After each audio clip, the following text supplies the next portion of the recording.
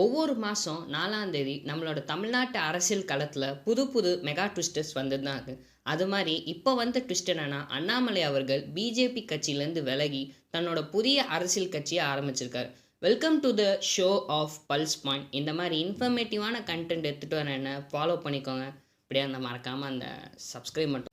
August 25 2020 Annamalai அவர்கள் பிஜேபியில் join பண்ணுறாரு. தன்னோட ஐபிஎஸ் போஸ்டிங்கை ரிசைன் பண்ணிட்டு உடனே அவருக்கு பிஜேபி தமிழ்நாடு யூனிட்டோட வைஸ் பிரசிடென்ட் போஸ்ட் பிஜேபி சார்பாக தரப்படுறாங்க. லேட்டர் ஜூலை 2021 அண்ணாமலை அவர்கள் பிஜேபி தமிழ்நாடு யூனிட்டோட பிரசிடென்ட் போஸ்டிங் அவருக்கு தராங்க.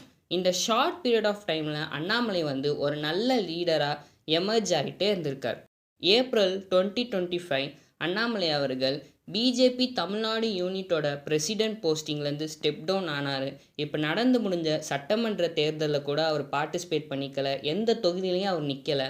அதுக்கு பதிலாக தன்னால் முடிஞ்ச அளவுக்கு பிரச்சாரங்கள் எல்லா இடத்துலையும் பண்ணிட்டு இருந்தார். மே 4ஆம் தேதி 2000 அண்ணாமலை அவர்கள் பிஜேபியிலேருந்து விலகி தன்னோட புதிய அரசியல் கட்சியை ஆரம்பிச்சிருக்கார். வி த லீடர்ஸ் என்ற ஒரு மூமெண்ட்டை ஆரம்பிச்சிருக்காரு. அந்த மூமெண்ட்டில் பல லட்சம் பேர் ஜாயின் பண்ணியிருக்காங்க. அந்த எல்லாருக்கும் ப்ராப்பரான ட்ரைனிங் தந்துட்டு தன்னோட அரசியல் கட்சியோட பெயர், கொள்கைகள் அப்கமிங் டேஸஸில் இதை பற்றி சொல்கிறேன்னு சொல்லியிருக்காரு. இந்த மாதிரி புதிய அரசியல் மாற்றம் நம்ம தமிழ்நாட்டுக்கு எப்படி இருக்குன்னு நீங்கள் சொல்லுங்கள் கமெண்ட்ஸில், நானும் தெரிஞ்சுக்கிறேன்.